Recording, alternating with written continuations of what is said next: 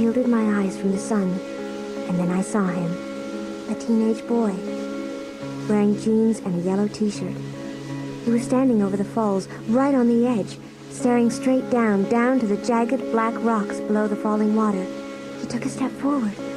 My heart stopped. I realized what he was about to do.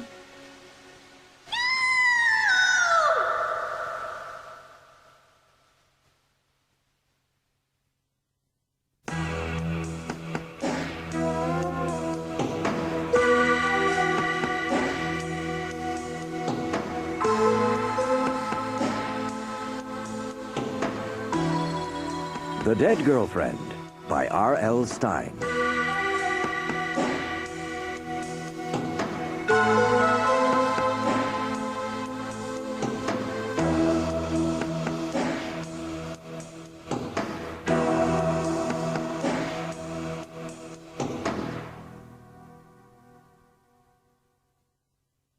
The first time I ever saw Jonathan Morgan, he terrified me. I probably should have known then to stay away. There was danger here, danger and fear. I think I knew then that Jonathan meant trouble. But a person doesn't always listen to these signals, at least I didn't. Before I knew it, I found myself trapped by Jonathan, caught up in his sadness, in his mystery. A mystery that began with murder.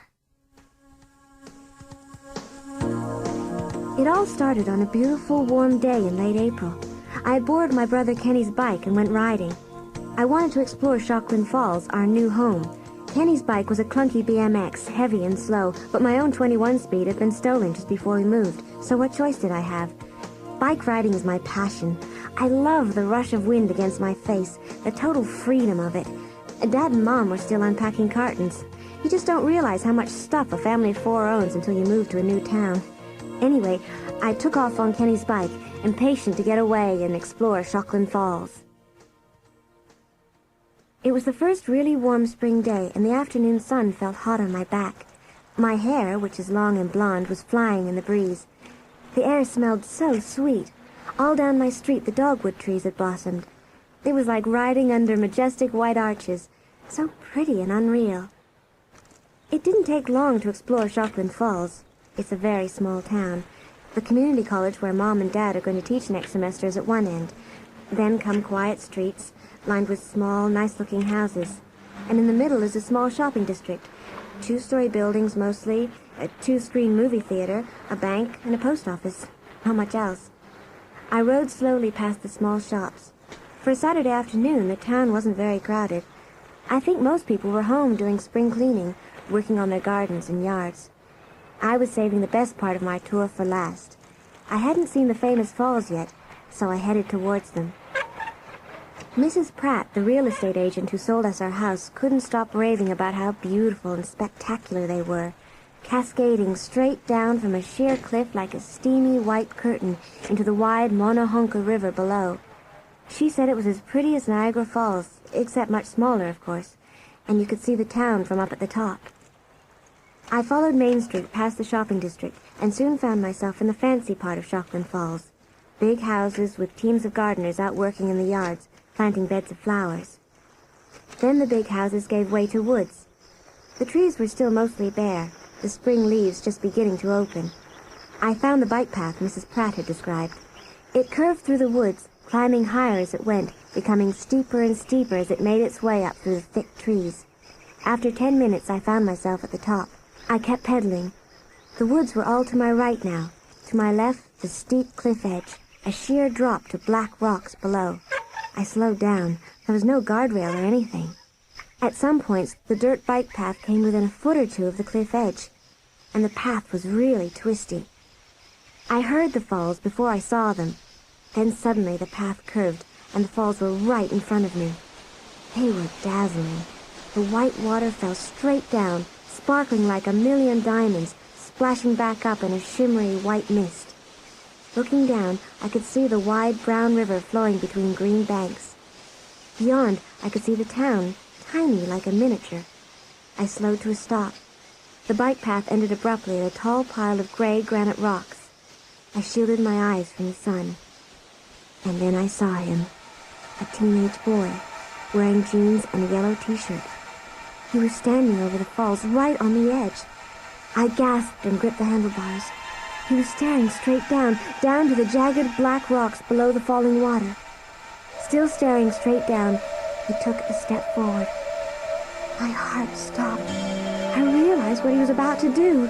I jumped off my bike and raced towards him. No! Stop! Don't jump! Please! Hey! The boy's expression changed from surprise to confusion. He jammed his hands into his jeans pockets and moved toward me. He was tall and very handsome, really tanned, with striking green eyes. Oh. I thought you were someone else. And he smiled. I think I fell in love with him then, or something like that. It's impossible to explain.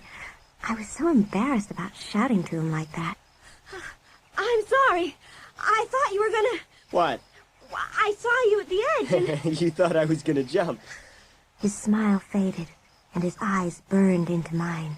I nodded. I could feel my face turn red. I'm just waiting for someone. Looks like they're not coming. I've never been up here before. You go to Shockland High? Oh, I'm starting Monday. We just moved here from Ohio. I'm Annie Kiernan. Jonathan Morgan. Hi. Hi. He shook my hand, very formal, and grinned. I loved the way the wind blew through his hair, but I should have seen the sadness in those green eyes. I should have asked him why he was standing right on the cliff edge like that, staring down so intently into the crashing waters, but of course I didn't. It's so awesome up here. Yeah, it is. The town's so ordinary. I mean, it's okay, but it's nothing special. You don't expect to find something like this. Jonathan's eyes were on the woods behind me. I left my bike up there. Wait here, I'll get it. You like to bike ride? Yeah, a lot. He disappeared behind the pile of granite rocks. I wrapped my arms around my chest and stared out at the town below. What a fabulous spot, I thought. I knew I'd be riding my bike up there often. I suddenly wondered if I'd be riding it beside Jonathan. I had this silly idea that we were fated to meet up there, like an old black and white romantic movie. Maybe I'll ask him to go riding next weekend or something, I thought. I saw him coming back, walking a sleek black racing bike. No, he must have a girlfriend. He's too good-looking not to. He said he was meeting someone up there. Now he leaned his bike against one of the big stones and walked toward me. So, you just moved here? Yeah, my parents are going to teach at the community college. Weird time to move in the middle of the school year. Oh, tell me about it. Changing schools and everything. It's horrible. You a senior? Junior. Have you met anybody yet? Kids, I mean. Just you. Then I guess I should show you around or something. I could give you a bike tour of Shockland Falls. That'll take a minute or two. Well, I've sort of had a bike tour. The minute I said that, I regretted it. He was offering to ride around with me, and I told him no. What a jerk I am. I could feel my face redden again. I'll introduce you to some Shockland kids. I have this friend. He's my best buddy. I mean, he's a total dork, but he's my best buddy. Actually, he's a wild man. You'll like him. Great. I mean... His name's Caleb. Caleb Dorsey. Caleb's parents have to work every Friday night, so we all get together at Caleb's and have, like a party, Every Friday night. It's great. Gets pretty wild sometimes. Oh, sounds great. So, would you like to go with me Friday night? To Caleb's, I mean. You mean like a date? Yeah, like a date. Sure.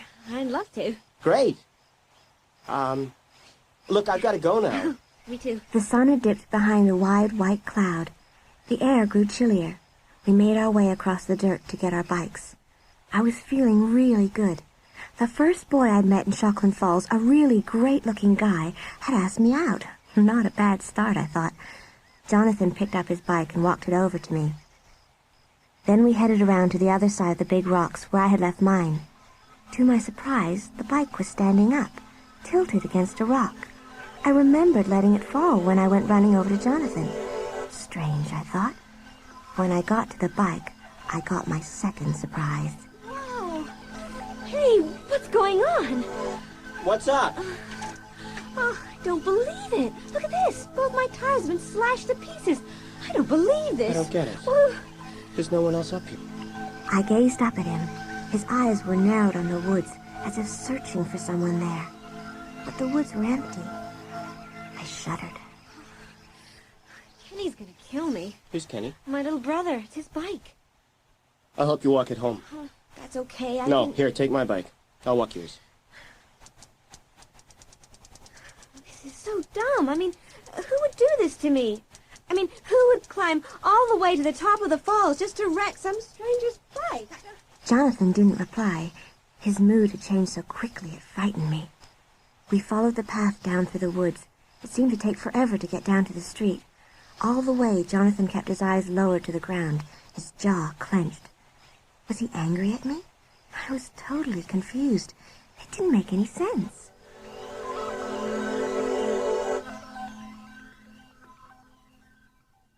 When we reached Main Street, it was nearly evening, and the air was cool. I live on Edgevale. Okay.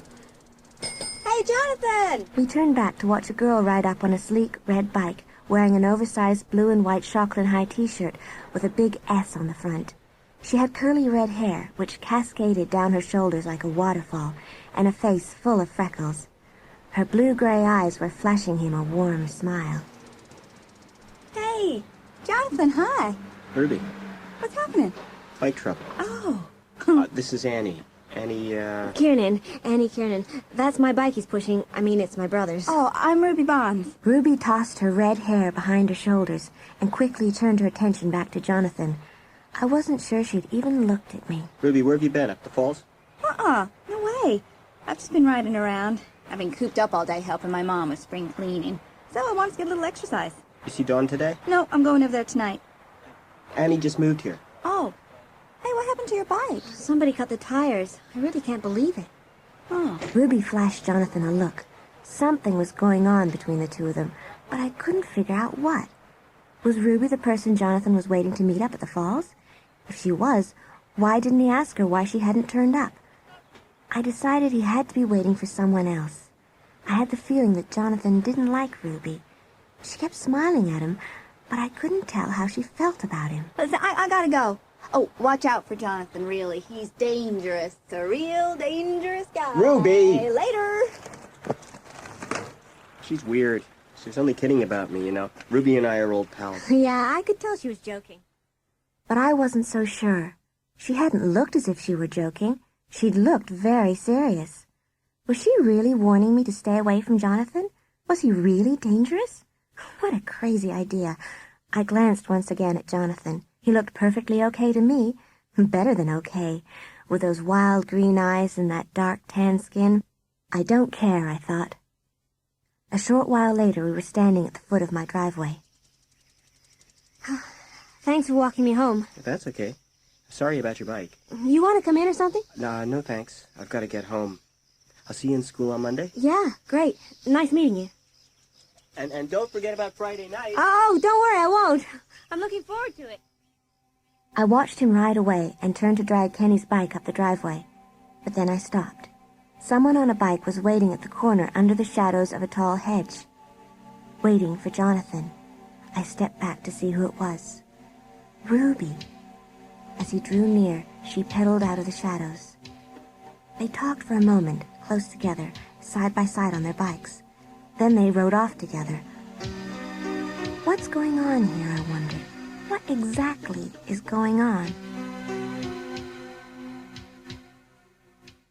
On Friday night, Jonathan picked me up in a brand-new silver Volvo station wagon and drove us to Caleb's small box of a house for the usual Friday night blowout. I was pretty nervous. I mean, it was our first date, and here we were going to a party where he knew everyone, and I didn't know a soul. Jonathan seemed pretty relaxed, and I pretended to be. As we walked in through the kitchen door, I spotted about 20 kids jammed into the small living room and spilling into a narrow front hallway. The music was so loud the windows rattled. Everyone had to shout to be heard over the noise. Some couples were dancing, others were laughing and talking. On the narrow stairway leading upstairs, two couples were pressed together, making out. Most kids were drinking soda, but I saw several holding cans of beer. Holding my hand loosely, Jonathan led me into the crowded living room. Caleb came bouncing over, grinning. He had long, stringy brown hair that looked as if it hadn't been washed in a month, and wore a t-shirt and baggy, faded jeans with enormous holes at the knees. Caleb's grin didn't fade as he checked me out. Hey, Jonathan! Who's your gorgeous friend? Back off, man. Back off. This is the new girl I told you about? Annie Kiernan. Meet Caleb Dorsey. Hi. Hey, so what's a dish like you doing with a creep like Jonathan? You better watch out for this jerk, Annie. He doesn't look it, but he's an animal. Oh, you're not animal, Caleb. You're vegetable. Well, you're not even vegetable. You're sponge. So if I'm sponge, you're the stuff you have to wipe up with a sponge. Don't pay any attention to Jonathan and me. We're both jerks. And hey, where's Dawn? I don't know, around. I turned to see a tall, well-built girl with piles of long, curly black hair, big dark eyes, and dark, lipsticked lips. She had very pale, creamy white skin and wore short, bright blue shorts over a gray lycra catsuit. Very sexy. Can I turn the music down? No way! I can't hear myself think. So, who wants to think? Hey, Caleb hates new experiences. Annie, this is Dawn Patterson. Hi. You here with Jonathan? That's right. Oh, you must be new here. Yeah, we just moved to Shockland Falls. I turned to Jonathan, but he and Caleb had disappeared somewhere. As I looked for him, my eyes stopped on the couple making out at the bottom of the stairs. I couldn't see her face, but I recognized the girl's red hair. Dawn stepped close beside me and followed my gaze. Have you met Ruby? Yeah. Who's the guy? I don't recognize him. I don't think he goes to Shockland. Ruby really doesn't know his name either. It's true. Some people do aerobics. Ruby does guys. She has a thing for Jonathan, too. Did you know that? A thing? Come on, let's go in the kitchen. This noise is driving me crazy. Here, have some potato chips. Oh, thanks. So you just moved here, huh? Yeah, from Ohio. My parents came to teach at the community college. A bit rough on you, wasn't it? Moving to a new town in the middle of school year? You can say that again. Leaving all my old friends behind was a bummer, too. I can imagine. Oh, listen to that. Typical. I can't believe Caleb's parents put up with this. Caleb's so funny. Funny looking. Caleb and I have been going together for about 6 months. Off and on. Off and on? Sometimes I get sick of him. Caleb's the kind of guy who thinks it's hilarious to smash soda cans against his forehead and burp real loud. I mean, he's just never serious. That can be a lot of fun for a while. But sometimes I just want to shake him and say, knock it off. Stop with the jokes. Be serious. It can be a real pain. I mean, he's always getting into trouble at school. Always. Yeah? He's okay, I guess. He makes me laugh. And once you really get to know him, he's a good guy.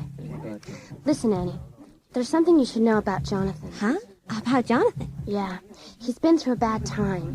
Hey, there you are! Come on, Don, we're splitting. Huh? Going where? We're going to Sports World. You too, Annie, come on. What Sports World? Batting cages. You know, one of those places with basketball courts and ping pong tables. And you can watch me outslug Jonathan in the batting cages. We made a little bet. Caleb, how are you going to outslug Jonathan? You can't even outslug me. Are you kidding? You swing like a girl. Cute, Caleb. It's real cute. We followed Caleb into the living room. Across the room, I saw Ruby standing with Jonathan. She had a hand on his cheek. They were talking with their faces close together. When he saw me, he pulled Ruby's hand away from his face and stepped away from her. I pushed through the crowd and made my way across the room. Really? Oh, hey! Hey, I lost you. You remember Ruby? Sure. Hi, Ruby. Hi. You get your bike fixed? Oh, it wasn't my bike. It was my brother's. Yeah, whatever. Come on, guys, let's go. Hey, is it okay with you, Annie? I sort of made a bet with Caleb. Sure. Sounds like fun. A few seconds later, about 10 of us had piled into 2 cars and were roaring through town towards Sports World. I sat beside Jonathan in the front of the station wagon with some kids I didn't know in the back. Jonathan drove like a madman. He kept careening deliberately from side to side on the road, going at least 75 the whole way. Suddenly, he swerved and bumped over the curb into someone's yard. Whoa! Wow, Jonathan, stop it! What's with you, Morgan? You crazy? Don't worry. I can handle it, okay? Do you always drive like that? Jonathan! Jonathan was staring ahead, a strange grin fixed on his face, looking almost as if he were hypnotized. I was relieved when we finally reached Sports World, a brightly lit indoor-outdoor sports arena more than a block long. Jonathan turned into the parking lot and came to an abrupt, bone-jarring stop. I pushed open my door and practically leapt out, grateful to be in one piece. Ahead of us, Caleb and his group were already going inside. I slammed the car door and moved toward Jonathan, who was waiting for me. What a ride. That was scary, Jonathan. Sometimes I just feel wild, Annie. You know, like out of control. Jonathan? Hey, I'm just kidding. Come on, let's go hit some baseball. We started jogging across the parking lot to catch up with the others. I saw Dawn up ahead of us, and I suddenly remembered what she had started to tell me in the kitchen. There's something you should know about Jonathan. What had she started to tell me? Did it have something to do with the way he drove? With his need to get out of control? He seemed to have such drastic mood changes. Was that what Dawn wanted to warn me about?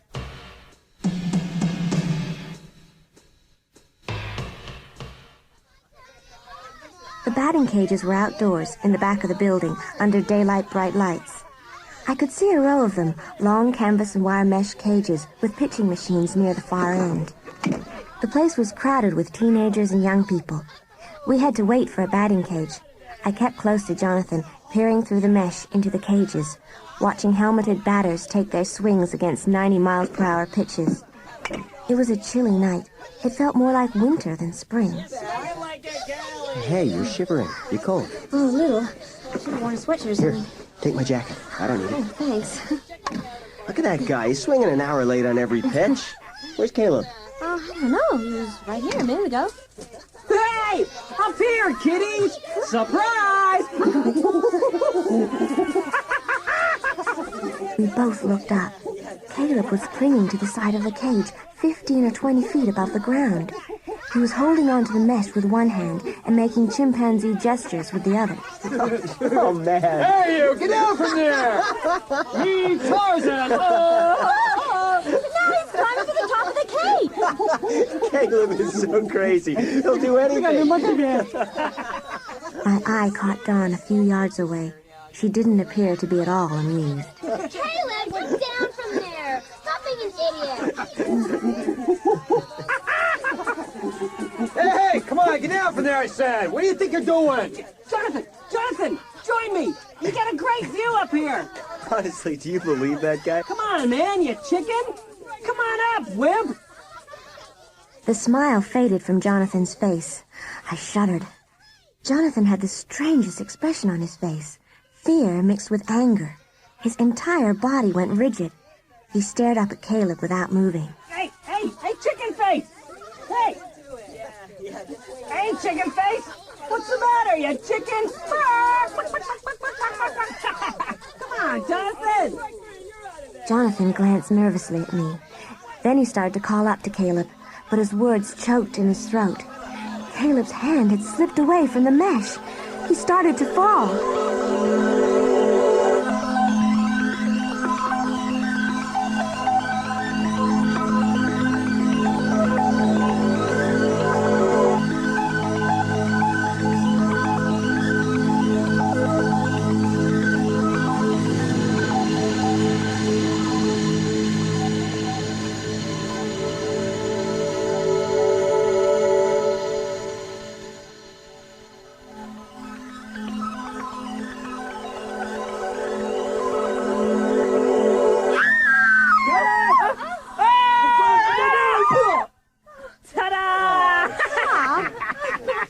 Caleb had landed easily on his hands and knees, and rolling over once or twice, climbed to his feet, a goofy, triumphant smile on his face. All right, smart boy, come on, you're out of here. Hey, you heard wise guy, let's move! Come on. Hey, Jonathan, you okay? Yeah, I was just thinking about something else. Come on, Don! I'm coming, all right? What a twerp. What do I see in him? I really thought he was going to kill himself this time. This time? Yeah, he's done it He before. does stuff like that all the time. He always lands on his feet. Or his head, but it never seems to knock any sense into him. Don! Coming! The two men were standing with Caleb at the exit. I watched Dawn run to catch up with them. She seemed really angry and upset. Again, I thought what a strange couple Dawn and Caleb were, so different from each other. And she didn't even seem to like him that much. Well, it looks like our little competition's over. Sorry. That's okay. Let's go. I'll take you home. We headed towards the exit. People were still talking and laughing about Caleb. As I followed Jonathan out, I pictured again the strange expression on his face when Caleb had called for him to climb up too. Was it fear, or anger, or jealousy? What had he been thinking of? I was probably reading too much into it. Jonathan was probably just afraid for Caleb's safety. But why was I feeling so troubled as Jonathan and I made our way to a station wagon?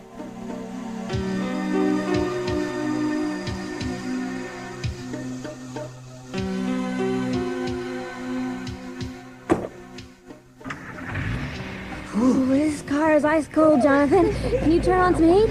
Sure, no problem.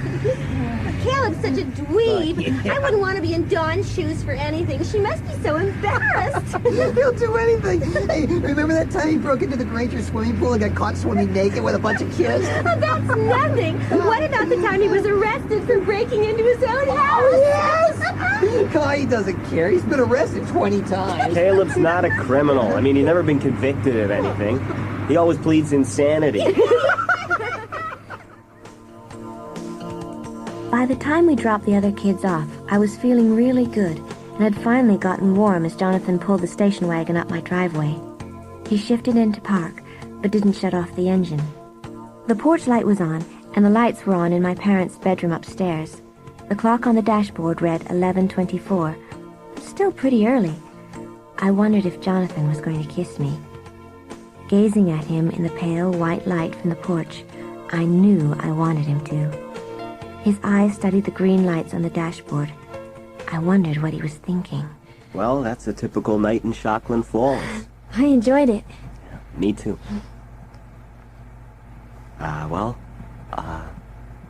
See you in school. Yeah. Okay. I gave him a few more seconds to make a move toward me, but he kept both hands on the wheel. So I pushed open the door and climbed out. The headlights rolled over the front of the house as I found my keys and pushed open the front door. I felt disappointed. I felt like a total jerk. Jonathan would never ask me out again. The front hallway and living room were dark. Without bothering to turn on the lights, I hung my jacket in the front closet. I had just started to make my way through the darkness to the stairs when two hands grabbed my shoulders from behind. Gasping, I stumbled forward into the banister. Then I heard something pad across the floor. I switched on the hall light. Goggles! You stupid cat! How many times do I have to tell you not to scare me like that? For the 1000th time, don't jump on me. I don't have 9 lives like you do. Meow. You don't understand a word I'm saying, do you, stupid? Go on now. I set him down and he padded away. Goggles has some bad habits. Jumping on people in the dark is one of his worst. But I love him all the same. He's so pretty, with all that fluffy white fur and those big, serious blue eyes. I'd started up the stairs thinking about Jonathan when my mother's voice interrupted my thoughts. Annie, is that you? Mom, who else would it be? Yes, it's me. How was your day? Fine. What did you do? Went to a party. Just a lot of kids hanging around. That's nice. See you in the morning. A few minutes later, I was changed in bed, thinking of Jonathan. I wondered if he'd ever ask me out again. Before I realized it, I drifted into a sound sleep. If I dreamed about Jonathan, I didn't remember it in the morning.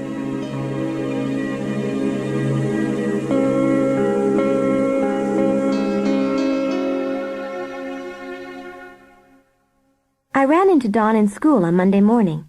We talked for a while between classes. It turned out we were in the same social studies class. I decided I really liked her. I hoped we could become good friends. During lunch period, I spotted Dawn at a table in the corner of the cafeteria and carried my tray over to have lunch with her.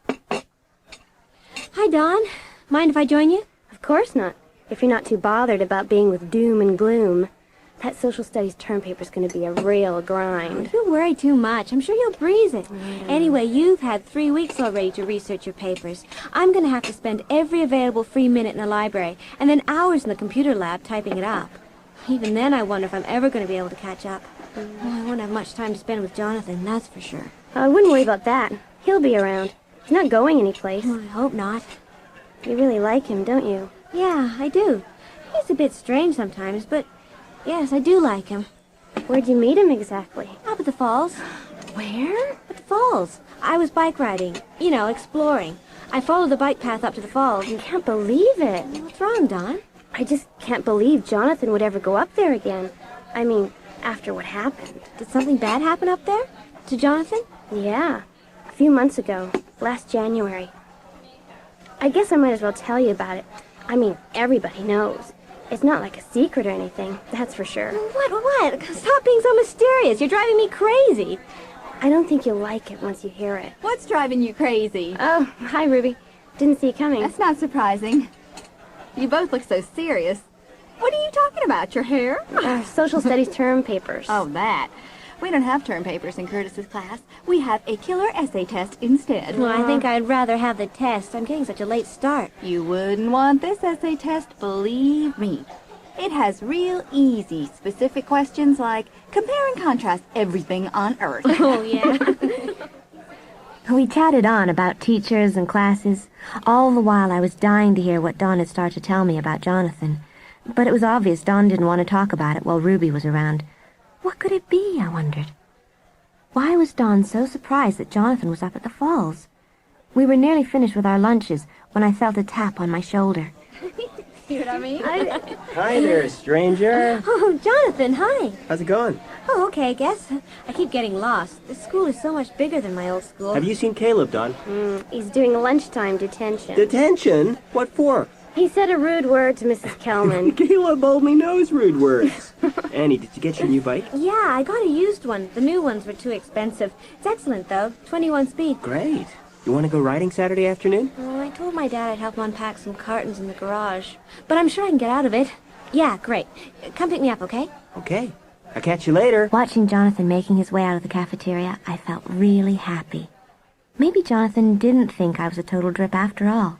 Maybe he did like me. My smile faded when I caught Ruby's expression. She was biting her lower lip, her features in a tight frown. She was suddenly pale white, sickly white. Ow. Ruby, are you feeling okay? No, not really. I think this food made me sick or something. Can I help you? You want a glass? No, thanks. I'll be fine. Do you think we should go with her? Nah, she'll be okay. I'm finished anyway. You ready to go? Yeah, but you've got to finish what you were telling me about Jonathan. Okay, Annie, I'll tell you. But it may change everything. Really. I don't understand. Change what? The way you feel about Jonathan, for one thing. You see, it's about the girl who died. Have you heard about it? The girl who died? What girl? Come on, let's get out of here. We deposited our trays on the dirty tray counter, and I followed her out of the lunchroom. She led me up the stairs and down the hall that led to the principal's office at the front of the building. The hall was crowded and noisy, filled with kids who were messing around, waiting for the fifth period bell to ring. I didn't pay any attention to them. I followed Dawn, wondering where she was leading us, what she was going to tell me. Died? The girl who died? The word stuck in my mind, echoing there as if it would never fade away. Maybe I don't want to hear this, I thought. We turned a corner. We were near the front entrance now. The principal's office stood diagonally across from the big double doorways, and in the wall beside the office stood a large glass display case, the kind usually used for showing off sports trophies. Dawn stopped in front of the display case and gestured towards it. This is the girl who died. She died up at the falls. I swallowed hard and stared into the case. It was empty, except for a single photograph. A color enlargement of a pretty girl with all-American good looks. Bright blonde hair, flashing blue eyes, a beautiful smile revealing perfect white teeth. The photo was draped with black crepe. I stared into the girl's eyes. They stared coldly back at me. Beneath the photo stood a small black tag. I read it aloud. 1977 to 1993. Who is she? I mean, who was she? That's Louisa, Jonathan's girlfriend. I stared through the glass at the photo of Louisa, at her round blue eyes, at that perfect smile, at the honey blonde hair, brushed casually back. The black crepe draped around the photo didn't belong. She looked so happy. She shouldn't be in this dark, heavy case, I thought, with her dates under her photo. I turned away with a violent shudder. Oh, she was Jonathan's girlfriend? Dawn nodded, I wanted to ask more. I wanted to know how she died. And why did Dawn say it would change my idea of Jonathan? But then the 5th period bell rang, and the hall echoed with kids stampeding noisily to class. Dawn gave me a quick wave and hurried away, leaving me standing there, with my eyes locked on Louisa's once again. And as I stared, the voices and laughter echoing down the hall faded away. Louisa and I were alone. What had happened to her up at the falls? She stared back at me through the glass. Was that sadness I detected behind the posed smile? I had to force myself to turn away. To my surprise, the hall was nearly empty, and I hadn't even collected my books. I headed for my locker. I'd call Dawn later, I decided. I'd make her tell me everything.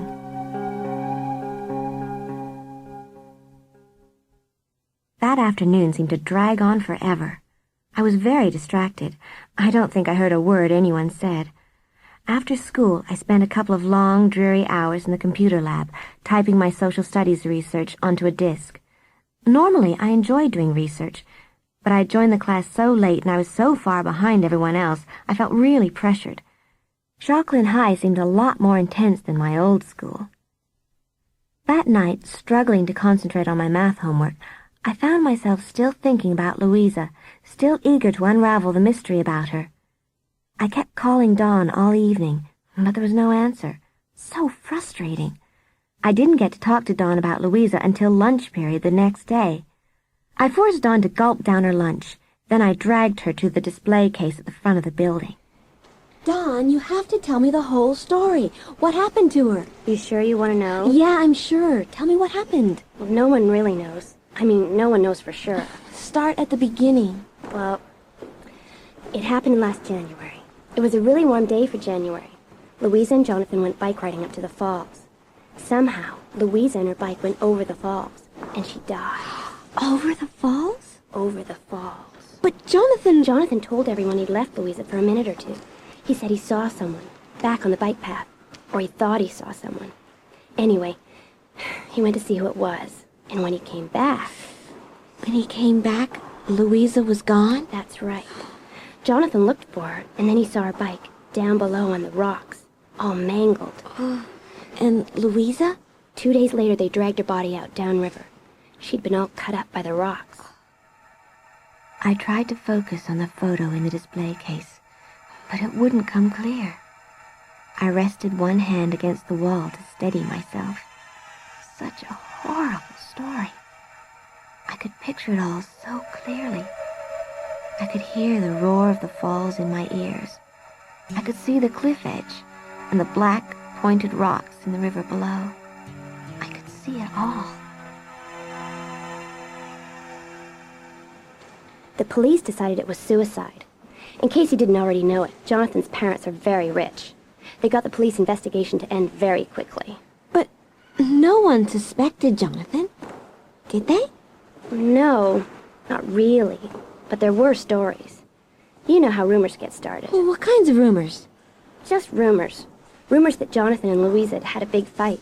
That Jonathan wanted to break up with her and start going out with someone else. Someone else? Well, some kids saw his car parked in Ruby's driveway one night. Dawn, you don't think that Jonathan killed Louisa, do you? No, of course not. But I'd be careful, Annie. Careful? What do you mean? I'd be really careful. Dawn? Look, I've got to run. Later, okay? Before I could reply, she started jogging down the hall. Be careful. What did she mean? Did she really think that Jonathan had pushed Louisa over the falls, then got his parents to hush it up with the police? No way. She said she didn't think that Jonathan had killed Louisa. So why was Dawn warning me to be careful? I shoved my hands into my jeans pockets and tried to stop trembling. I wanted to walk away, to think about something else, but Louisa wouldn't let me go. Her black-draped photo beckoned to me, called me, pulled me in. I stood there staring through the glass at her, as if searching the pretty face for the answers to all my questions. I don't know how long I stared at it, but suddenly I realized that someone was standing right beside me, staring just as intently at me as I was at Louisa. She didn't kill herself. What'd you say? I studied his face. He wore round glasses with thin gold frames. He was short, shorter than me, and thin like a pencil, with intense brown eyes, exaggerated by the eyeglasses.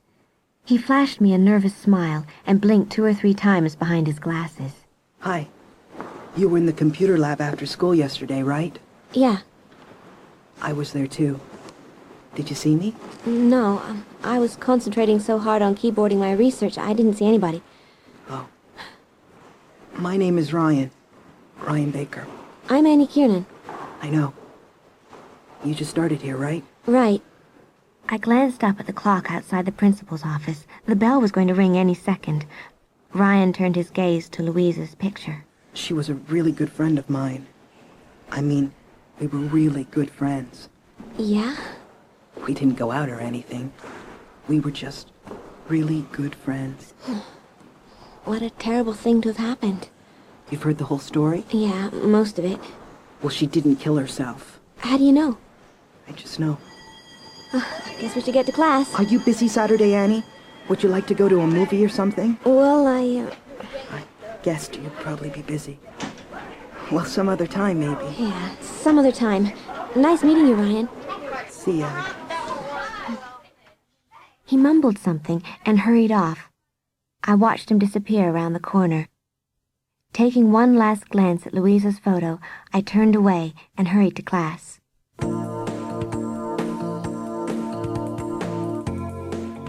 The afternoon was pretty much a disaster.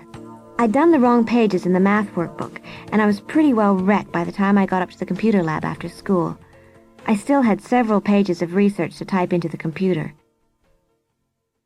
The computer lab was empty, except for a couple girls typing away in the back. I was relieved to see that Ryan wasn't there. Just thinking about him made me uncomfortable. He had said such revealing, frightening things to me, a total stranger. Louisa didn't kill herself. Why did he say that? Was he deliberately trying to scare me? I shook my head hard, as if trying to shake Ryan out of my mind. I booted the disk, located my file, and called it up. The computer whirred, and the screen went black. My notes, all my work, was gone. I hit the cursor, scrolling down the screen. Something came up. 2 lines of type. As I read them, a sinking feeling spread over my entire body, and I felt cold all over. Stay away from Jonathan. It could save your life. Someone had deliberately erased my work, then typed the threatening message at the end. But who? I clicked off the computer, shoved my books into my backpack, and ran from the room, down the hall and down the stairs. I came to an abrupt halt in front of Louisa's display case. Louisa stared out at me. Her smile had changed. She was warning me to stay away from Jonathan. No! I forced my eyes away from the photograph and hurried around the corner. Dawn and Caleb were standing close to Dawn's locker. Caleb fumbled in his backpack, withdrew a notebook, and handed it to Dawn. Hi. Hey, how's it going? Peachy. Just peachy. I got a dash. I'll catch you later. See ya. Okay, bye. Hi, Dawn. Hi, Annie. What's your problem? Somebody erased all my work. What? In the computer lab, all my research notes. They've all been erased from the disk. That was mean. Oh, that wasn't all. They also left a message. Stay away from Jonathan. It could save your life. What? Who would do such a mean thing? Look, I don't even know anyone here. This is only my 2nd day in this dumb school. You want to go somewhere and talk about it? Oh, I don't know. I think I'll just go home. I'm having a bad day and... Oh. Hey, hi. What are you doing here so late? Caleb had detention and I had to get some notes from him. Oh, wow. You're in major trouble if you need notes from Caleb. Well, they were my notes. I had to get them back from him. What about you, Annie? What are you doing here? I had a sudden tremor of fear. The warning on my computer screen flashed in my mind. I stared at Jonathan. Was I really afraid of him? No. He smiled at me warmly, raking his free hand back shyly through his thick hair. Jonathan is no killer, I decided. I was up in the computer lab, but something happened to my disk. All my work was erased. I'm not surprised. Huh? Oh, those apples are terrible. They're practically falling apart. Well, I don't know if it's the computer's fault or not, but all my work is lost. I decided not to tell him about the warning. Dawn slammed her locker door and locked it. Then she turned to Jonathan. I've got to run. What are you doing hanging around so late? Have you got detention too? Tennis team practice. We're gonna be all-state this year. In your dreams. No, really. I gotta go. If I'm late for work, they yell at me a lot. See ya. You want to do something Saturday afternoon, Annie? I have a class in the morning, but later we could drive to the mall or something. Oh, I can't. Jonathan and I are going to test out my new bike. Want to come along? No, thanks. I'm in a shopping mood. See you around. Okay. Jonathan and I were alone now in the long, empty hallway. I wondered if I should tell him that I knew about Louisa. Somehow, this didn't seem like the time or the place. Want to walk me home, or would you like me to walk you home? Yeah, sorry, I can't. Gotta go back to practice. I just came to make a phone call. Oh, okay. Hey, I'm really psyched about Saturday. Oh, yeah, me too. That's gonna be fun. Yeah, Hey, walk good. me down to practice. Okay. We walked together to the side door, along the empty corridor.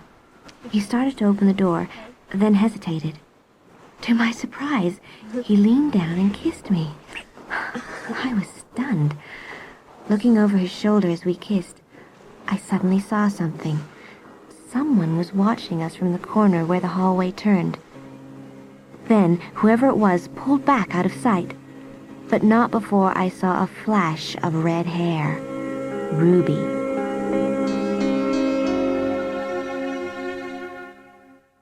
Friday night, I was alone in the house and feeling restless. There was nothing on TV. I stood up, thinking maybe I'd do something with my hair, try to style it like that model I saw in a picture in 17. As I started for the doorway, the photo of Louisa flashed into my mind. For the 100th time, I pictured her plunging over the falls with her bike, screaming all the way down. Think about something pleasant, I told myself, something good that's happening in your life. Force Louisa out of your thoughts. And then I thought of Jonathan. Call him, I urged myself. What's the big deal? I got his number from information and then quickly punched it in before I lost my nerve.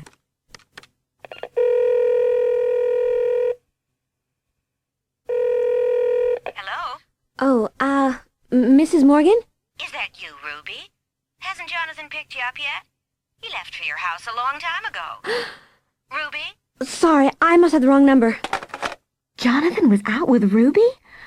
I scolded myself for feeling so hurt. He had a perfect right to go out with Ruby after all. I took a deep breath and held it. I tried to chill out, to stop the angry, upset thoughts from careening through my mind. I looked down and saw Goggles staring at me from the doorway with those big blue cat eyes. I jumped a mile as the phone rang. Goggles scampered away. Computers don't lie. Stay away from Jonathan Morgan. One dead girlfriend is enough.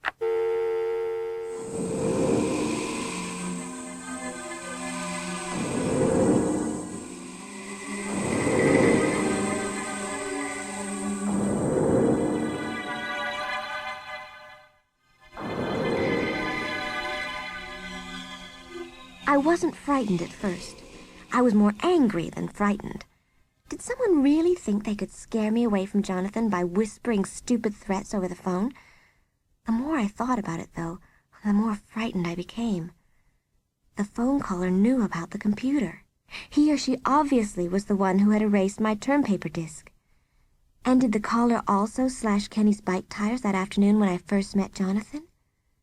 Whoever it was knew how to reach me, knew where I lived. I shuddered. I got up and scurried around the house, making sure the doors were locked. Again, I thought of Louisa. The shadows on my ceiling looked like dark, pointed rocks. Somehow, eventually, I fell asleep. The next morning, I called Dawn right after breakfast. I had to talk to someone. She sounded surprised to hear from me so early. I'm rushing out, Annie. I have this stupid electrical engineering class on Saturday mornings. You have what? You heard me. It's a beginner's course in electrical wiring and stuff. You see, Ruby thinks that girls should know how to do junk like that. And she talked me into taking the class with her. How did you ever do that? Well, the instructor's this really cute guy. Anyway, what's up? Dawn, I got this call last night when I was here alone. Somebody with a loud, whispery voice. Really? What did they say? Just like the computer warning. Stay away from Jonathan. One dead girlfriend is enough. That's really gross. Did you tell your parents? Well, No. Maybe you should tell them. Whoever this nut is, he might be serious. I think your parents should know. What makes you think it's a he? Why? Who do you think it is? Ruby, maybe? Ruby? Hey, honey, I don't think so. But Dawn... You shouldn't trust first impressions. She's really okay. Well, you know her better than I do. Why would Ruby try to scare you away from Jonathan? Well, for one thing, they went out together last night. What? Are you sure? Yeah, I'm sure. I tried to call him last night, and his mother said that he was meeting Ruby. Wow. How come you're so surprised? Sort of a long story. I'm just surprised, that's all. I'll have to ask Ruby about their date at our class. I'll tell you about it later. I'm late. But Dawn... Are you still going bike riding with Jonathan this afternoon? Yeah, I guess. Well, be careful, okay? And then Dawn hung up. Be careful. What did she mean? Be careful of what? Of Jonathan? Jonathan arrived a little before 2. We talked for a few minutes, just making small talk. I pulled a long green blade of grass from his hair and twirled it in my fingers. How'd you get this? Oh, mowing the lawn this morning. My dad always has to be the first on his block, only I'm the one who has to do the mowing. And then Dad says since we mowed so early in the season, we have to rake, only I'm the one who does the raking. God, I'm totally wrecked. So you don't want to go riding? Oh, no. I need to go riding. Just as long as we don't ride on grass. Come on, let's get out of here. I'll have to do more. Hey, excellent bike. Really excellent. Yeah, you can't tell it's used, can you? It has one tiny scratch on the side there. Is it a 10-speed? No, it's 21, just like my old one. Excellent. Well, hey, let's get going. Great. Where should we go? Well, let's ride up to the falls. Why did I feel that cold shiver of fear when Jonathan suggested we ride up to the falls? I had no reason to be afraid of Jonathan. He seemed to really like me. Jonathan was just trying to get over Louisa's death. By returning to the falls with me, he was forcing himself to get on with his life, putting Louisa behind him, putting all of the horror behind him. That was my reasoning. I wished I had the courage to ask Jonathan if I was right. How you doing? Fine.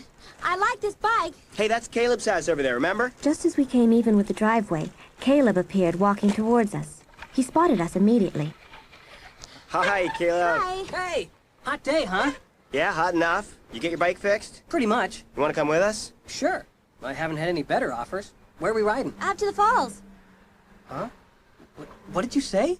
Up to the falls. I was surprised by Caleb's reaction. His eyes were on Jonathan, staring at him. You sure? Yeah, we're sure. You coming or not? My bike's rusting waiting for you. You're in a good mood. You sure you want me to come along? Just get your bike. All right, I'm going. Look at that grass. Someone should mow Caleb's lawn. Yeah, well, his parents won't trust him with a lawnmower. They know he'd probably cut his foot off. A moment later, Caleb came sailing around from the back of the house on a rickety old BMX bike, the seat raised up as high as it would go. He rolled past us, out of the driveway and into the street without slowing to look for cars. To the falls! He's really messed up. He's your best friend. Why? Hey, are you guys coming or what? Yeah, coming! We followed Caleb into the street. We pedaled single file to town, which was crowded and busy. Most people were going into the garden store and the hardware store. Spring fix-up time. Past town, the road started to climb through the woods. Jonathan and I rode side by side behind Caleb, who zigzagged wildly from one side of the road to the other, riding no hands most of the time. After a bit, the road leveled out, and I could see a large red truck coming toward us in the distance. Caleb was riding no hands in the left lane, the lane the truck was in. Hey, get over! He's not doing it, Jonathan! Caleb, get serious! Watch what I do to this guy! No, wait! Come on, get over! What? Get over! Caleb stayed on the wrong side, pedaling calmly, as if he had every right to be there, as if there wasn't a huge truck barreling right at him. This is stupid! Get over, idiot! Caleb, please! The ground seemed to shake. I closed my eyes and felt a powerful rush of hot air, which nearly blew me over.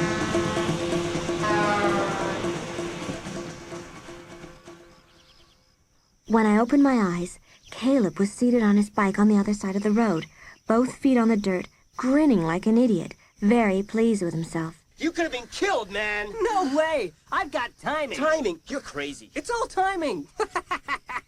Did you see the look on that truck driver's face, Annie? I didn't see anything. I closed my eyes. I thought his face was going to explode. That was real dumb. No, I didn't get hit, did I? If I got hit, that would be dumb. But I've got the timing down. You know that, Jonathan. You're just showing off for Annie. Huh? Who? What, me? No way, Jonathan. All right, let's just forget it. Are we going to ride or not? Yeah, sure. Let's go.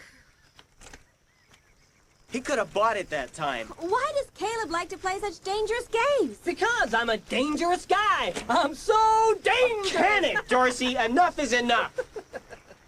A few minutes later, we turned off the road onto the bike path that led up to the falls. The falls were more beautiful than I'd remembered. The water sparkling like silver under the sun as it washed straight down from the cliff edge. Wow, it smells so fresh and clean up here. Yeah, it does. We left our bikes on the bike path. I turned away from the falls to look at the woods. The leaves were all opening. The woods were so much brighter and greener than the week before. I hoped that the beautiful scenery would help return Jonathan's good spirits. But when I turned back to the falls, I was startled to see that he'd stepped right to the cliff edge and was peering down, a grim expression on his face. Caleb had moved beside me. He was staring at Jonathan, too. I knew we shouldn't have come up here. I knew he wasn't ready to come up here yet. He was in a really good mood before. Well, he's not now. We shouldn't be here. Hey, Jonathan! Jonathan didn't turn around. He stood motionless, staring straight down into the streaming rush of white water. Jonathan, let's go! Jonathan, let's go, okay? I took a few steps closer. What was Jonathan thinking about? Why wouldn't he answer Caleb? Why wouldn't he step back from the cliff edge? Caleb looked really worried. I think it was the first time I'd seen Caleb with a serious expression on his face. Jonathan! Earth calling Jonathan! Just a second. Come on, man! It's time to go, Jonathan. Just a second. That's all it takes. A second. Split second. And you're dead. Gone forever. Hey, come on. Hey, what's the problem? Let go of me, Caleb. You're scaring us, man. Come away from the edge. I'm okay. Yeah? Well, I don't like to hear you talking like that. Hey, come on, you guys. Let's keep riding. Yeah, good idea. I suddenly felt cold despite the bright sun overhead. I turned back toward the bike path. Someone was back there, messing with my bike. Hey! Hey, get away! Brushing the spray from my eyes, I began running to my bike. The intruder was doing something to the handlebars. I'd only gone a few steps when I recognized who it was. Ruby! My sneakers pounded the dirt as I ran toward Ruby. I could hear Jonathan and Caleb running behind me. Ruby stood holding my bike by the handlebars, staring at me open-mouthed, her red hair disheveled. What are you doing to my bike, Ruby? What? Well, I'm just looking at it. It's a lot like my cousin's bike. I wasn't going to steal it or anything. Hey! What's the problem? Annie thought I was going to run away with her bike. I just wanted to look at it.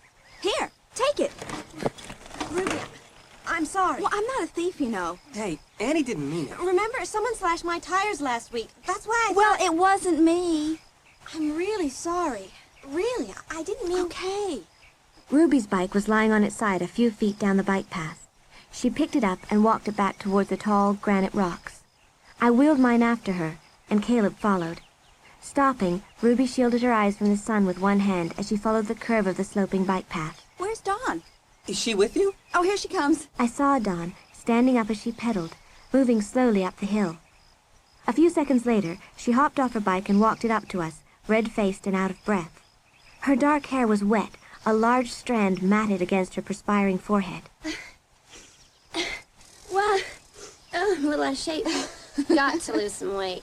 You look okay. You just need a better bike. Yeah. Yours is too heavy. You should get one like Annie's. Oh, but don't touch Annie's. Whatever you do, if you touch her bike, she freaks. What's this all about? I made a mistake. I didn't mean... Hey, did you get that bike new or used? Used. It looks brand new. It was such a pretty day. I told Ruby we should ride up. I was hoping he'd still be here. Whew, it's cooler up here. We should keep riding. Go on to Cedar, maybe. I want to cool off a bit first. Hey, where's Jonathan? Isn't he up here with you? Caleb, he was with you. Well, he isn't now. We all turned toward the falls. There was no one there. The water roared down, a fine white spray rising from the cliff edge. Jonathan! Jonathan, where are you? Where is he? Caleb was standing at the cliff edge, peering straight down, his features twisted in fear. Did he jump? Did Jonathan jump? No! Hey, take it easy, you guys. I don't see anything down there. Look! We turned to the bike path. There was Jonathan, on his bike. Dust flew as he pedaled furiously away. The four of us stood frozen in silence, staring after him, watching him disappear into the trees. He never looked back. When he vanished from view, I raised my eyes to Ruby and Dawn. Dawn had tears in her eyes. Her shoulders were trembling. I was so scared. Oh, it's all right, Dawn. I mean, first Louisa and then... Wow. There goes one strange dude. Why'd he do that? Why'd Jonathan run away like that? Beats me. I really thought he jumped. Do you think he's mad at us for some reason? I knew we shouldn't have come up here. It was too soon for Jonathan. But he'd already come up here last week. Was it your idea? No, it wasn't my idea. Well, it was a bad idea. Don't you have any idea what Jonathan's been through? Give her a break, Caleb.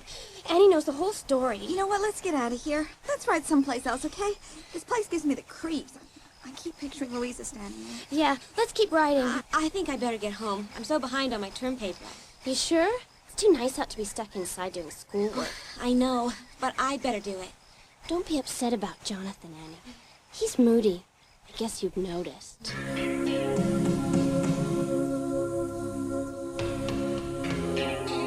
I retrieved my bike, then headed down the hill, pedaling hard. I was upset about Jonathan, very upset. I had thought this was a date. Why did he ride away and leave me there without saying a word? Why did he do it? That night, I had a frightening nightmare. The dream was in black and white. Somehow the somber gray shadows made it all the more horrifying. I was standing at the falls. The water rushed down to the dark rocks below. It was cold. A wet chill fell over me, over everything. The sky was charcoal gray, dead gray. Someone stood at the edge of the cliff, dressed in black. Even with her back turned to me, I realized it was Louisa. I called to her. She turned around slowly. I stared at her face and uttered a silent scream. Her skin was gone. Her beautiful wavy hair rested on top of a grinning skeleton. Empty eye sockets stared at me blindly. I crept up silently behind Louisa. I knew what I was going to do. Hands ready, I took another step. "I'm Jonathan's new girlfriend," I said, as I prepared to push Louisa. I reached forward, but as my hands lowered to her back, we suddenly changed places. To my horror, I realized that I was now dressed in black. I was now standing at the very edge of the falls. "I'm Jonathan's new girlfriend," I said. "I'm Jonathan's dead girlfriend." I knew that I was about to go over the edge, into the plunging waters below. I knew that I was about to die.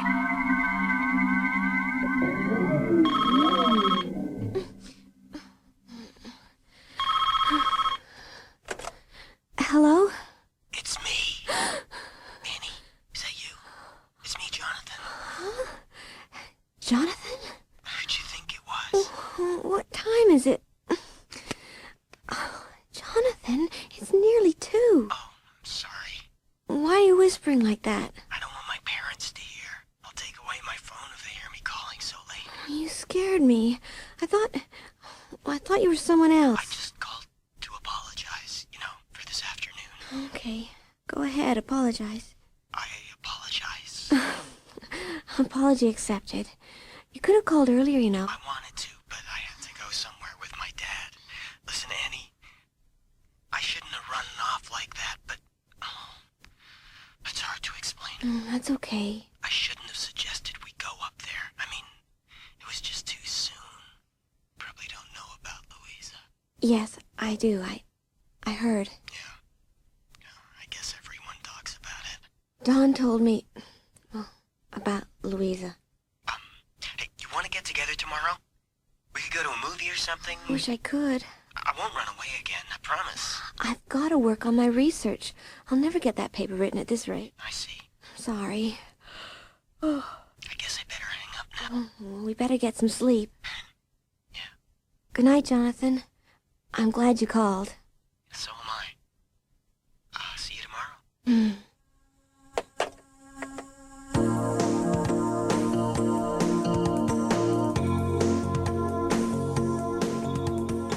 had just gotten down to work the next afternoon, papers and books spread out all over the dining room table, when the doorbell rang.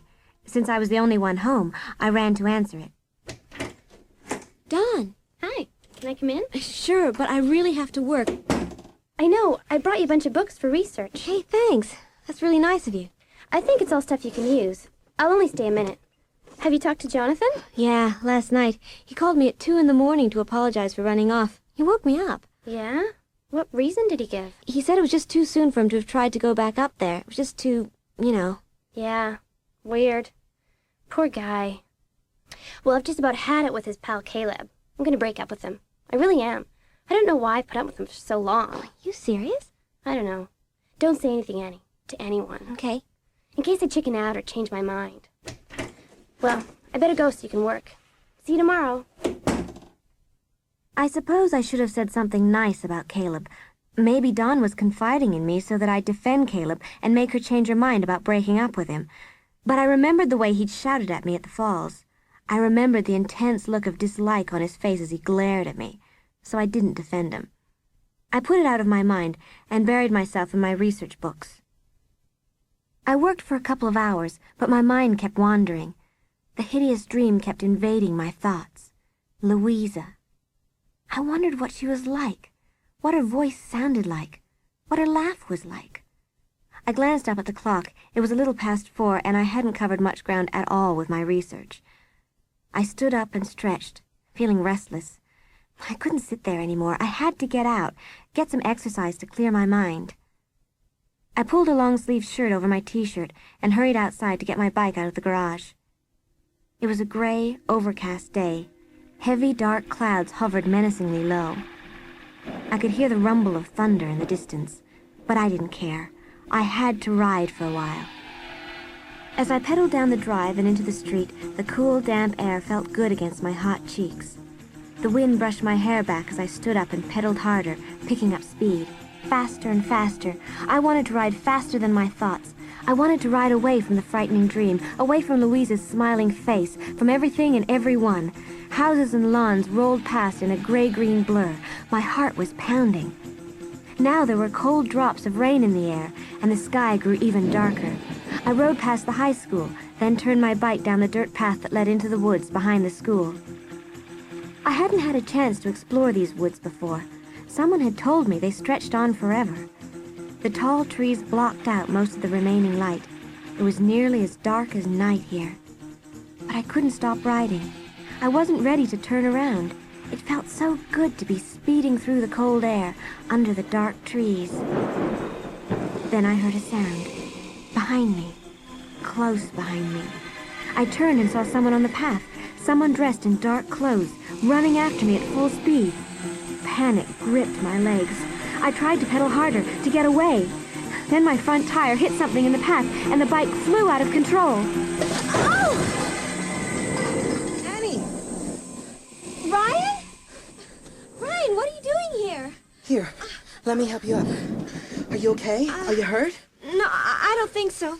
Look at my jeans, they're covered in mud. Oh, now it's starting to rain. Why'd you run away like that? I don't know. I thought you were... I thought I was alone when I saw someone chasing me. Didn't you hear me calling you? Oh, we're gonna get soaked. My bike seems to be all right. I think I hit a rock or something. Yeah. You were really moving. Yeah, let's get under that tree. We're getting wet. So, what are you doing here? Louisa and I used to walk here all the time. This is where we used to hang out. Louisa was such a good friend. We used to talk about everything. She told me things she'd never tell Jonathan. She was my best friend. Annie, I want you to be my friend, too. Well... Ryan... Please, I want you to be my good friend, too. Ow! Ryan was squeezing my arm so hard it hurt. Then he leaned toward me and kissed me. My breath caught in my throat. His lips felt hot and dry against mine. He pressed them against me too hard, too desperately. He was really hurting me. With a bit of a struggle, I shoved him away. Ryan, stop! He looked surprised for a moment, then hurt. I felt terribly confused and frightened. He was so violent, so needy. I jumped on my bike and started to pedal, standing up. Bye! You'll be sorry if you hang around with Jonathan. You'll be sorry! Poor Louisa, she was sorry. I tried to warn her! The rain flew into my face, coming down heavier now. I turned back to make sure he wasn't chasing me. He was still shouting, but I was too far away to hear him. The back of the school came into view. I pedaled faster, soaked to the skin.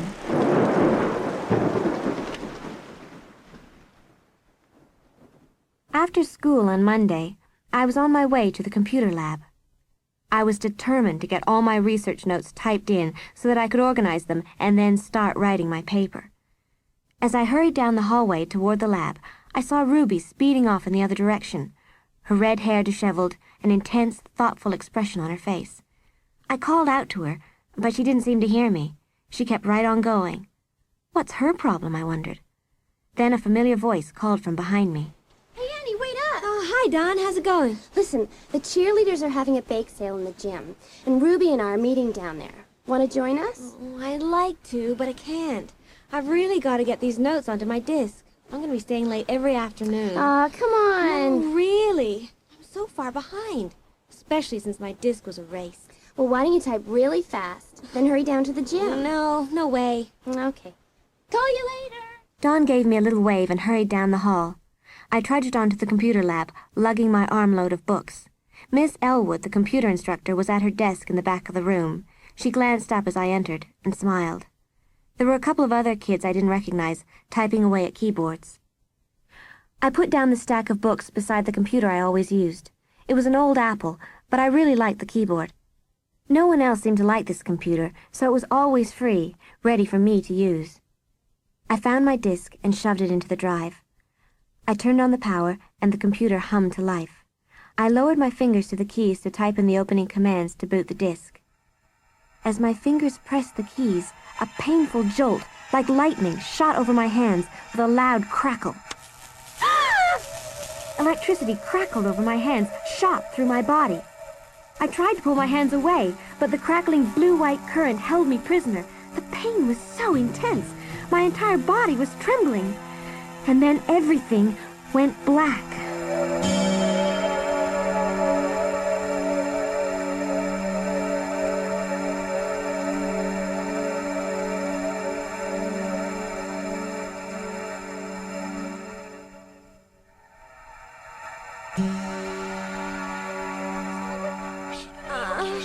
She's opened her eyes. Miss Elwood? Hey, she's starting. Oh.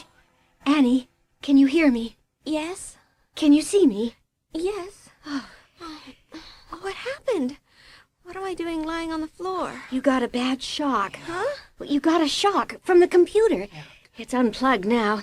I can't understand how it happened. Those machines aren't supposed to do that. The electricity just shot out from the keyboard. Can you stand up? I think so. Let me help. Did you touch the plug or something? Only the keyboard. Oh, I can't understand it. I can, I thought. I can understand it. Anger surged in my chest. Ruby had tampered with the computer. That's why she ran past me with that wild look on her face, without seeing me, without stopping. Ruby had wired the keyboard. She took that electrical class on Saturdays. That's where she learned how. And now she'd tried to kill me with electricity, to keep me away from Jonathan, to make her threats come true. I didn't even realize that I was running until I reached the hallway. Annie! Come back! Come back! When I burst into the crowded gym, I wasn't sure where I was. Faces came into focus, smiling faces. I saw cheerleaders in their uniforms. I saw kids milling about the tables of the bake sale. And then I saw Dawn and Ruby against the tile wall. And standing next to Ruby was Jonathan. She had one hand on the shoulder of his sweater. They were laughing. It was all too much. With an angry shriek, I lunged across the gym and threw myself on Ruby.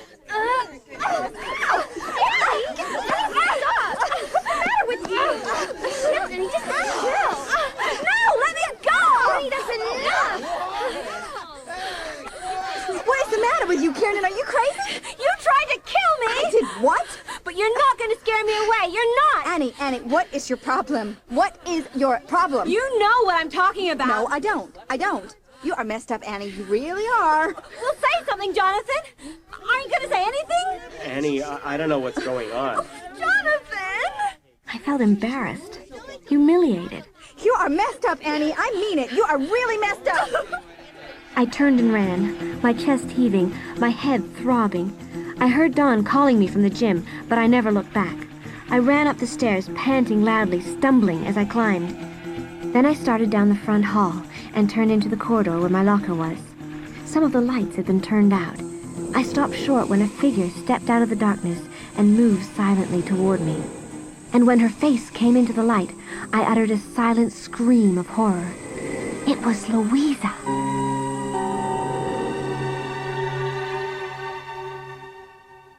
I stood in the center of the hall and stared at her, my mouth wide open. And she stopped too. Her blonde hair caught the light. She was very pale, paler than her photograph. Louisa, what are you doing here? I thought. You're dead. Are you okay? I don't know. It's so dark in this hall with most of the lights out. Don't they usually leave them on? I'm Danielle Powell. You're new here, right? Huh? What did you say your name is? Danielle. Oh, I'm not Louisa. Is that what you thought? Did you think I was my sister? Louisa's sister? They never told me she had a sister. I'm Annie Kiernan. I just moved to Shockland Falls. And you're Jonathan's new girlfriend. I don't know. I haven't really seen him that much. You want to get a Coke or something? Great. Where do you want to go? Oh, I know. She started towards the door, and I followed after her. We walked to a small coffee shop a couple of blocks toward town and slid into a red vinyl booth near the back. We ordered Cokes and French fries, and when they arrived, I leaned across to her. I'm so sorry, Danielle. I really want to apologize. I mean, for the way I stared at you. You must have thought I was nuts. Yeah, I did. I guess I freak a lot of kids out. I do look a lot like Louisa. I'm a year and a half older than she was, but people were always mistaking us. I suppose you know what happened to Louisa. Yeah, some of it. I mean, Dawn told me the story. I'm so sorry, really. Thanks. I feel so bad for Jonathan. And Ruby, too. Ruby? Yeah, you know. The three of them went biking together that day. The day Louisa died. I didn't know Ruby went, too. Dawn never told me. She was probably protecting Ruby. Dawn and Ruby have been friends since they were tiny tots. Danielle, I'm sorry to be so nosy. You don't have to answer if you don't want to, but do you think that Jonathan or Ruby... Do I think that they had anything to do with my sister's death? No. Maybe. I don't know. I don't know what to think. I've spent so many nights unable to sleep thinking about it. Jonathan and Louisa were always fighting. Always. They were always breaking up and then making up again. It was a really stormy relationship. But I really don't think that Jonathan would kill her because of any stupid fight. And Ruby? Well, I think Ruby was jealous of Louisa. I don't know. I don't know Ruby very well. I think Ruby probably liked Jonathan a lot. But come on, Annie. People don't kill people over things like that. They don't? Well, someone tried to kill me. What? Well, I was in the computer. I told her what had happened to me in the computer lab. Danielle frowned, wrinkling her pale forehead thoughtfully. Those old computers? It probably shorted out. Anyway, you can't prove that someone tried to rig it up. Maybe you're right. Reluctantly, I had to agree. I was instantly sorry that I'd told her about it. She had enough sadness of her own. When we said goodbye outside the coffee shop, the sun was sinking in the late afternoon sky.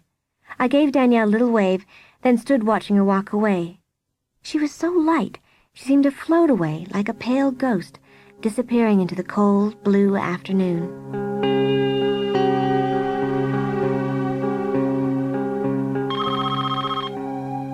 The ringing phone woke me up late that night. Still half asleep, I reached for the receiver. Hello? Jonathan will kill you too if you don't stay away. Jonathan will kill you too. Hello? Hello?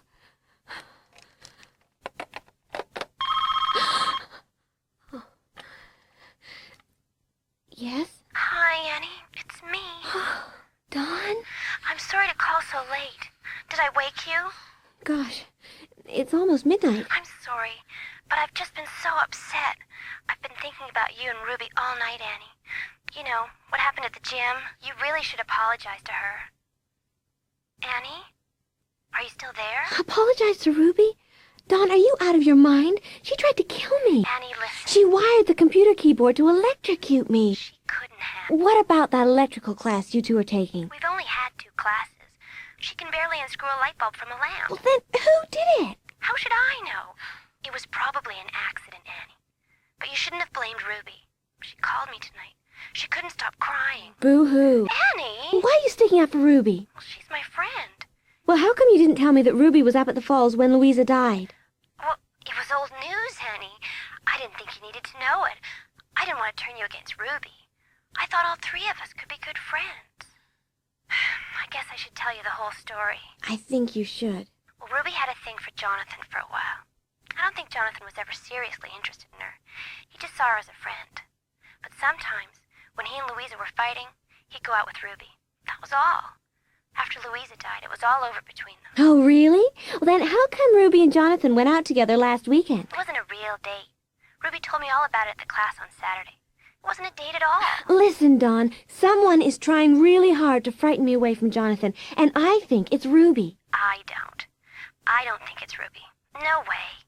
For all I know, it could be Jonathan himself. Oh, what are you saying, Dawn? Jonathan? You don't know him very well. Sometimes I think he's really crazy. Maybe even dangerous. Jonathan? Dangerous? Maybe. Well, I don't know, Dawn. He's real moody, but... Okay, I will apologize to Ruby. I guess I really owe her that. I'll invite her for Saturday night, to my birthday party. You and Caleb are coming, right? Yeah. I mean, I am. I don't know about Caleb. I think I have to go to sleep now. Yeah, me too. See you tomorrow. Good night, Annie. Night, Dawn. And thanks for calling. I lay in the darkness for some time before I could get back to sleep. Maybe I had blamed the wrong person. But if so, who was it that was doing all these terrible things to me? I called out for Goggles, who usually sleeps in my room, but the bad cat had run away and left me alone. Everyone seemed to be having a good time at my birthday open house on Saturday night. I boiled up a huge pot of spaghetti, and everyone stood or sat around with their bowls, slurping it up as best they could. It was actually a very funny sight. Jonathan seemed very relaxed. As I passed by him outside the kitchen, he grabbed both my hands and, smiling, started to pull me toward the corner of the living room where some kids were dancing. Listen, come on, Annie. Come on, let's dance. Oh, just a minute, Jonathan. There's a doorbell. Don't go away. I'll be right back, okay? Jonathan got a pouty look on his face as I pulled away from him and headed for the door. When I opened it, I got a surprise. Ryan! Oh, look, I didn't know you were having a party, Annie. I just stopped by to say hi. See if you were busy, but... Come in. It's just an open house for my birthday. Why don't you stay a while? Have some spaghetti. I didn't really want Ryan at my party. He gave me the creeps. But what could I do? There he was. He came in, looking very reluctant. I hurried back to Jonathan in the living room. Hey, want to go biking with me tomorrow afternoon? If it's a nice day. Yeah, sure, I guess. And then he surprised me by wrapping his arms around my waist and lowering his face to mine in a really intense kiss. I closed my eyes at first and returned the kiss. When I opened them, I saw Ruby staring at us from across the room, an unhappy frown frozen on her face. What's her problem, I asked myself silently. Ignoring her, I kissed Jonathan again. A couple of hours later, after I'd said goodbye to the last of my party guests at the front door, I came back to the kitchen to find my mom staring at the chaos of bowls and glasses with a look of real horror. What a mess! Oh, it's not as bad as it looks. It's worse. Maybe spaghetti wasn't such a good idea. Oh, well, it seemed like a good idea at the time. I'll change my shoes, then we'll get to work. No, really. You don't have to help. You and Dad were so good tonight, hiding up in your room the whole time.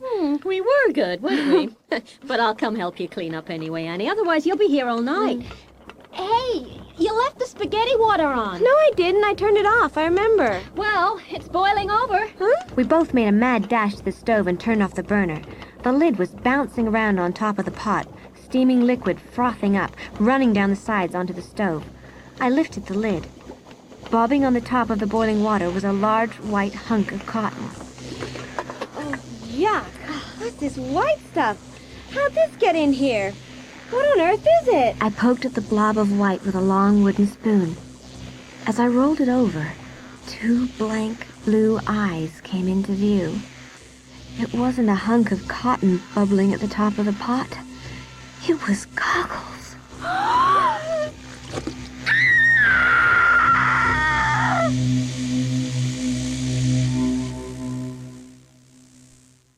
Jonathan showed up at my house the next afternoon.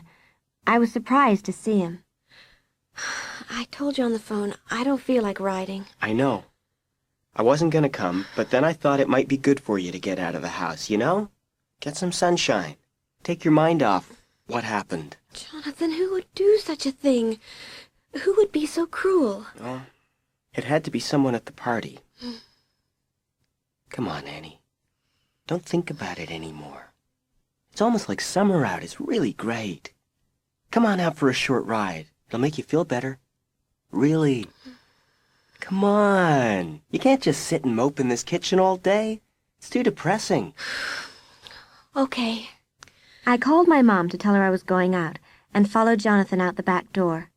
It was a bright, beautiful day. It took me a while to realize we were headed for the falls.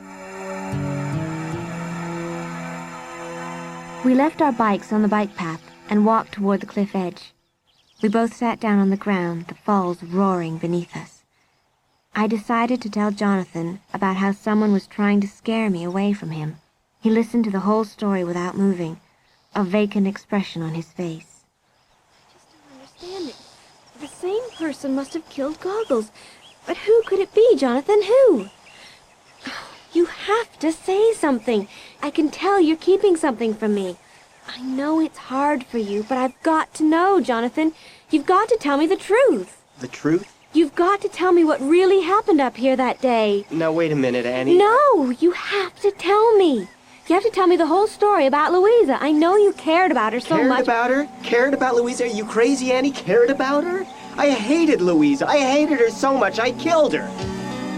Jonathan was standing now, staring at me with that crazed, dangerous look on his face, as if trying to decide what to do next. What to do about me. I took a step back from the cliff edge, away from him. Jonathan, you pushed Louisa? Over the falls? Jonathan? No, I didn't push her. Jonathan, you just said you killed her. Yes, I killed her by bringing her up here. If I hadn't brought Louisa up here, she wouldn't have died. But you didn't push her. No, someone else pushed her. Someone else? Who, Jonathan? You mean Ruby? Did Ruby push Louisa? Yes. Ruby pushed her? Yes, I brought Louisa up here, but Ruby pushed her. Liar, liar, you filthy liar! We both turned to see Ruby running out from behind the tall pile of granite rocks, her face twisted in a frightening expression of pure rage as she moved toward us. Ruby, are you still following me? I told you I was sick Shut up! Why don't you shut up? Just shut up! Just shut up! Oh. Ruby shoved Jonathan hard in the chest, causing him to stumble back a few feet toward the cliff edge. Oh! I've been covering up for Ruby all this time, Annie. Shut up! Don't listen to him. He's a filthy liar! I am through lying. I'm through covering up for you, Ruby. I can't do Shut it up, anymore. I'm warning you. In January, I wanted to break up with Louisa. Louisa and I never got along. We were always fighting. I brought her up here to tell her. No, Ruby and I brought her here. We were both going to tell Louisa that we've been secretly dating. Oh, but then... Just then stop Caleb... it! Please, Jonathan, just shut up! Why are you telling her all this? I started to explain to Louisa. I started to tell her about Ruby and me, and then Caleb showed up on his bike, and I went over there behind the rocks to talk to him, and then, while I was talking to Caleb, Ruby pushed Louisa and her bike over the falls. Don't listen to him, Annie. It's lies, all lies. Ruby, let go of me! Lies. You've been lying since January, Jonathan. Lying to everyone, even to yourself. After Ruby killed Louisa, I was sick. I couldn't stand the sight of Ruby. She kept trying to get me to go out with her, but I felt so horribly guilty. I didn't even want to talk to Ruby again. But she kept following me. She'd never leave me Liar! alone. Even today, you're still following me. What? Leave me alone, Ruby. Leave me alone. You are a liar. You killed Louisa. You pushed Louisa. I didn't. You were the one. Admit it. This is the truth, Annie. Listen to me, not to him. Jonathan, Louisa, and I were up here. Yeah. We just started to talk, and then Caleb showed up. Jonathan went back to the woods to talk to him. Louisa and I were standing by the falls, and then I heard someone calling my name. I thought it was Jonathan. So I left Louisa and hurried to the woods to find him. Yeah. Well, when I came back, Jonathan was standing on the cliff edge staring down, and Louisa was gone. Hey, Louisa was dead. That's not true. I didn't push her. You did. Hey, get Ruby! Stop it! Calm down! Stop it! Stop it, both of you! But they didn't hear me. Locked in a bitter struggle, they wrestled in the dirt, rolling ever closer to the cliff edge. Ow! Ow! Ruby scratched her nails down the side of Jonathan's face. Her hands thrashed the air wildly as she tried to break out of his hold. They were only inches from the cliff edge now. Oh, stop it! Stop it, please! They were out of control. Jonathan and Ruby hated each other because of the secret they shared, and their hatred was about to kill them both. Suddenly, Ruby rolled away from Jonathan and, crouching on her knees, pushed him with both hands towards the falls. I dove to grab Jonathan's arm, but as I hit the dirt, Jonathan rolled onto his back, reached up, and grabbed Ruby around the knees. She broke free. Then, with a breathless snarl of rage, she dove at him. He rolled underneath her, and she plunged over the cliff.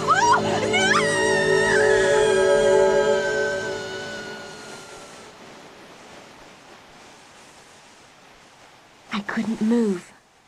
I couldn't breathe. I stared at the cliff edge in disbelief. Ruby was gone. Jonathan was there alone now. His eyes were wild, confused. He stared down at me, as if he hated me too. He took a heavy step toward me, his jaw clenched tightly. He's a murderer, I realized. I'm alone with a murderer. My entire body was trembling. Jonathan, no!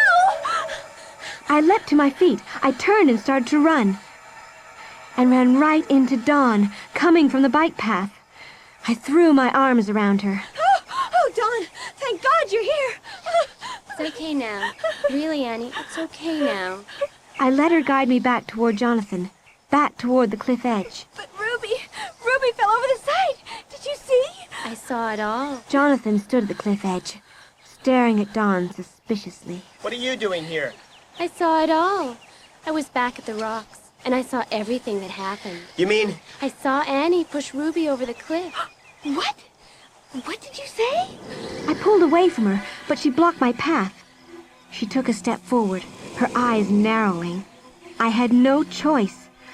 I took a step back, toward the falls. I saw Annie push Ruby over the cliff. No! Then Annie tried to push you over the side too, Jonathan. But Annie slipped, and she accidentally fell herself. Isn't that a shame? Poor Annie. Why are you doing this? Why are you saying all this? You know it isn't true! But it is true. Isn't it, Jonathan?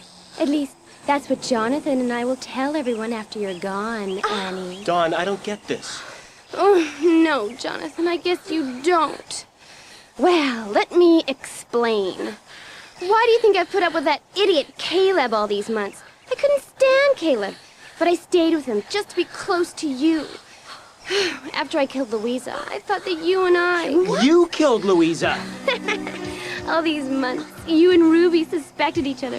What a riot. I enjoyed that. I really did. But Dawn... I thought it would be you and me after that, Jonathan. But you didn't know I was alive, even after I killed for you.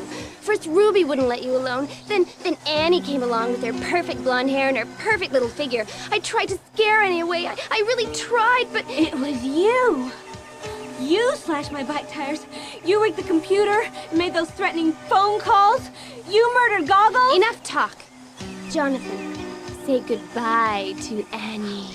Before I could react, she lunged forward, throwing herself at me like a football lineman, backing me to the edge. No! But Dawn had failed.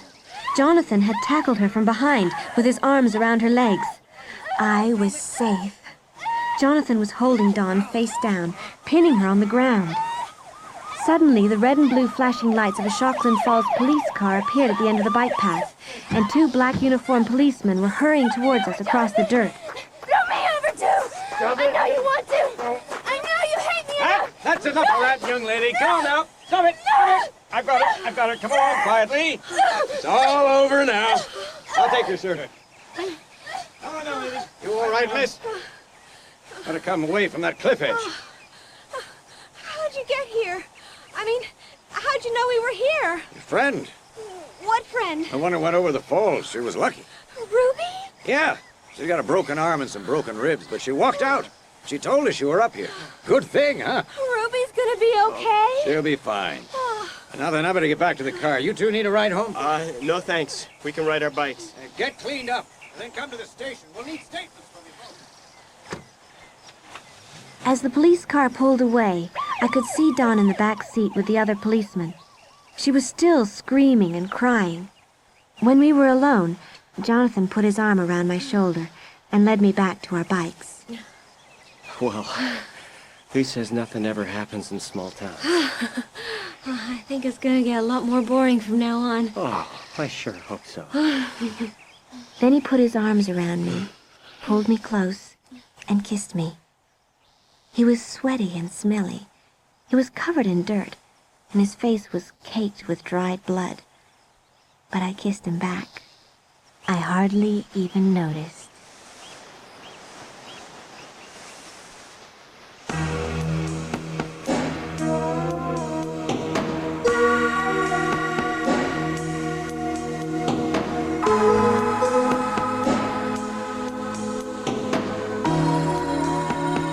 In The Dead Girlfriend by R.L. Stine, Annie was played by Barbara Barnes and Jonathan by Adam Henderson.